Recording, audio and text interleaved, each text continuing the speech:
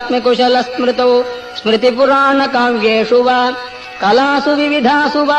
परिचितोऽस्म्यहम् नैव भोः कथम् नु मयि भूभुजाम् भवतु हर्षपूरस्वतः चिदम्बरमहानटम् हृदि विचिन्तये त्वामहम् नटेशसुरपूजितम् तव तु कुञ्चिताङ्घ्रिम् जनाः विचिन्त्य सकलेप्सितम् समुपयन्ति भक्ता न किम् कथम् नु विषयोन्मुखः शिवकपर्दिनम् सन्ततम् चिदम्बरमहानटम् हृदि विचिन्तये त्वामहम् सदा शिव भवान् स्मृतः क्षणिकतोऽपि सर्वार्तिः विना समयदेशकालः भाग्यहीनस्त्वयम् त्वदीय परिचिन्तन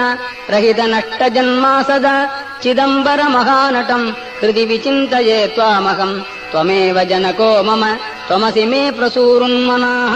त्वमेव सुहृदुत्तमः त्वमसि सूनुरादादयः भवन्तमगजाधिप